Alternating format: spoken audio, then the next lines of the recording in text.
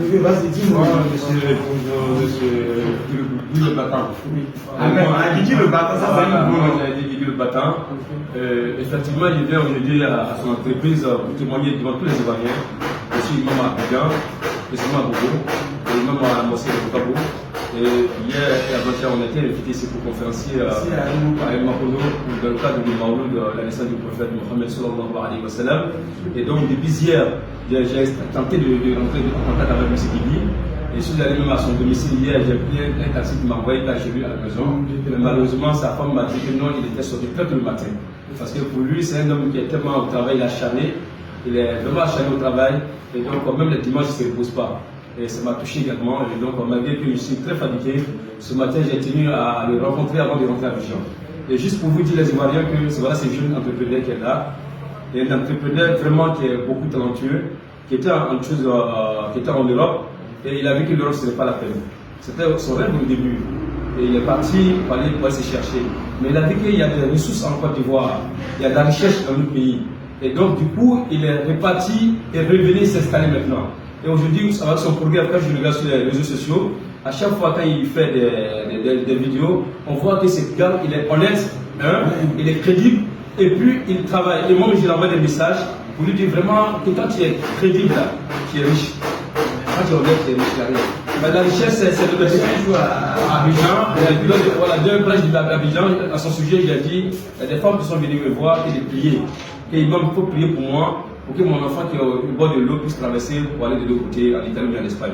Je lui ai dit, madame, ce qu'il vous conseille, regardez une vidéo, regardez Guigui, le vrai bruyère. Regardez, vous allez sur sa page, vous allez trouver que vraiment ce monsieur était en Europe, il n'a rien trouvé, il est venu en Côte d'Ivoire.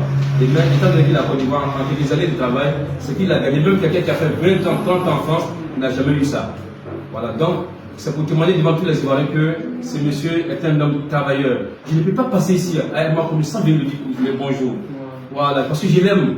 Et c'est ce que le prophète a dit, quand tu aimes quelqu'un, il faut manifester. Va bien lui dire que tu l'aimes. Ça, c'est pas une honte. C'est pas parce que tu as. Non, c'est pas non, c'est la version non. Ou bien ton orgueil, tu refus ton orgueil, non.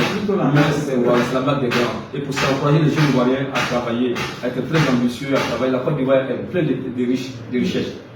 Plein de richesses, il y a plein de projets. Souvent, quand je le vois sur les vidéos, quand il va, vous voir les filles qui sont en train de vendre le bois, et puis il faut sa contribution. Ce sont des hommes. C'est des actes qu'il fait, c'est des sacrifices qu'il fait. Il les encourage, mais par là, il fait des sacrifices. Il n'a même pas besoin d'aller voir un marabout pour aller voir, mais il est déjà béni.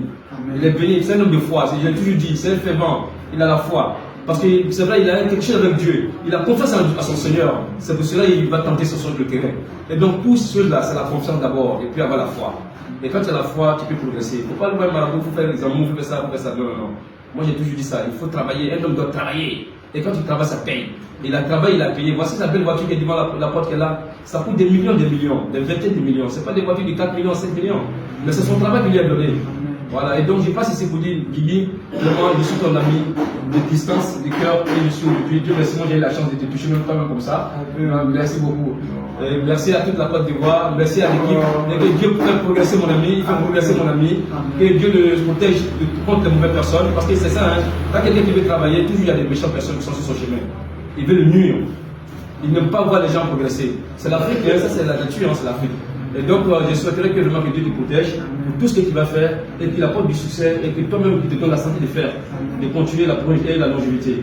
Voilà, tout ce que tu rêves, que Dieu fasse que tu réalises. Et que tes enfants même soient le meilleur des enfants.